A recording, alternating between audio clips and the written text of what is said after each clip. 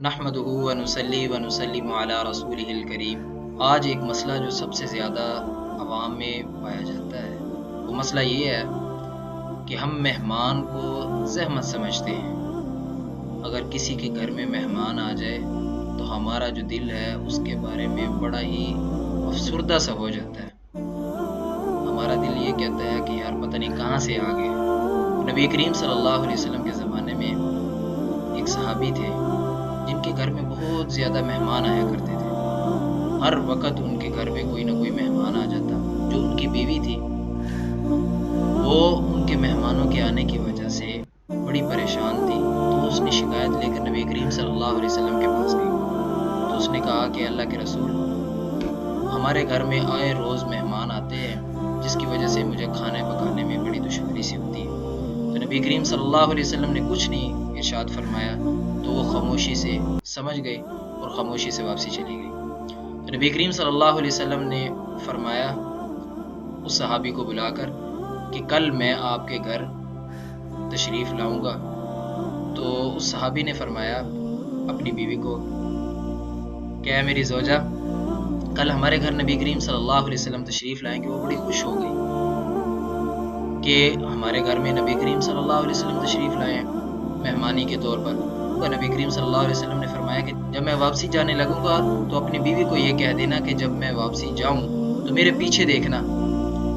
تو جب نبی کریم صلی اللہ علیہ وسلم نے کھانا وغیرہ کھا لیا، اس کے بعد جب واپسی جانے لگے تو دیکھا کہ نبی کریم صلی اللہ علیہ وسلم جو ہے ان کے ساتھ بچھو سانپ وغیرہ بھی ان کے ساتھ جا رہے ہیں۔ تو اس کی بیوی دیکھ کر آئندہ کے بعد اس نے یہ بات نہیں کی ہمارے گھر میں مہمان کیوں زیادہ آتے ہیں۔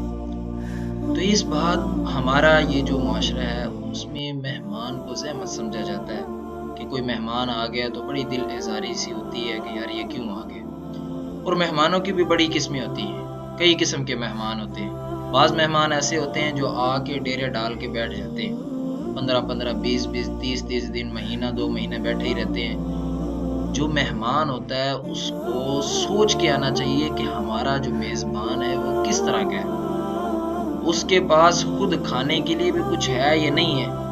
آج دیکھیں دنیا میں ہر بندے کو دوسرے بندے کا پتہ ہوتا ہے کہ یار یہ جس بندے کے پاس میں جا رہا ہوں اس کے حالات کس طرح کے ہیں، کہ اس کے پاس کچھ کھانے کے لیے بھی ہے یا نہیں ہے۔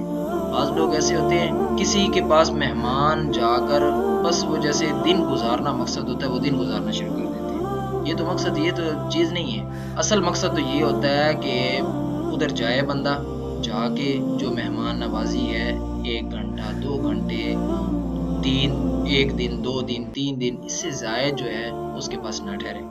بعض لوگ بڑے سمجھدار ہوتے ہیں، جاتے ہیں کچھ ٹائم کے لیے 1 2 گھنٹے کے لیے گئے، میزبان نے مہمان نوازی کی، اس کی کھانا کھایا، 2 4 باتیں کی، اس کے ساتھ گپ شپ کی، جب شام کا وقت ہوا تو اپنے واپسی گھر آ کے ٹھہر گئے۔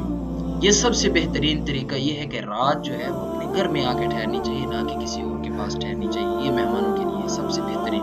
ہاں بعض مہمان ایسے ہوتے ہیں جو دور سے آئے ہوتے ہیں، جو ایک رات میں واپسی نہیں جا سکتے، 2 3 دن تک ٹھہر جائیں، اس سے زائد جو ہے یہ جو ہے اگلا میزبان جو ہوگا وہ بھی پریشان ہو جاتا ہے۔ تو اس وجہ سے آدمیوں کو چاہیے کہ وہ مہمان جو ہے نا، مہمان وہ خود سوچ کے جائے کہ میں جس میزبان کے پاس جا رہا ہوں اس میزبان کے حالات و واقعات، اس مہمان کے حالات کس طرح کے ہیں۔ وہ اپنی زندگی پتنی کس مشکل اور اس پرفتن دور میں اور اس مشکلات والے دور میں اور اس مہنگائی والے دور میں وہ کس طرح اپنے گزر بسر کر رہا ہے، وہ اپنے بچوں کا پیٹ کیسے پال رہا ہے، اپنی بیوی کا خرچہ کیسے اٹھا رہا ہے، اور اپنا خرچہ گھر کا بجلی یہ سب کیسے انسان گزار رہا ہے، یہ کیسے خرچے کر رہا ہے۔ تو اس کے بارے میں انسان کو خود سوچنا چاہیے۔ یہ نہیں ہے کہ مطلب جا کے بیٹھ گئے تو بس بیٹھے رہے۔ اور ایسے ہی جب کوئی مہمان آ جائے تو مہمان اللہ تعالیٰ کی بڑی رحمت ہے، اس کو زحمت نہیں سمجھنا چاہیے۔ جب کسی کے پاس مہمان آ جائے بڑی اچھی نگاہوں سے، جب مہمان آتا ہے تو وہ رزق کہتے ہیں کہ اپنا ساتھ رزق لے کے آتا ہے۔ اللہ تعالیٰ جس گھر میں مہمان آتے ہیں اللہ تعالیٰ اس کے گھر میں رحمتیں برکتیں نازل فرما دیتے ہیں۔ تو اس سے انسانوں کو، جو لوگ ہیں دنیا میں رہنے والے انسان ہیں، اس سے اس چیز کا خیال کرنا چاہیے کہ وہ مہمان جتنے بھی مہمان اس کے پاس آ رہے ہیں، مہمانوں کو خود خیال کرنا چاہیے کہ ہمارا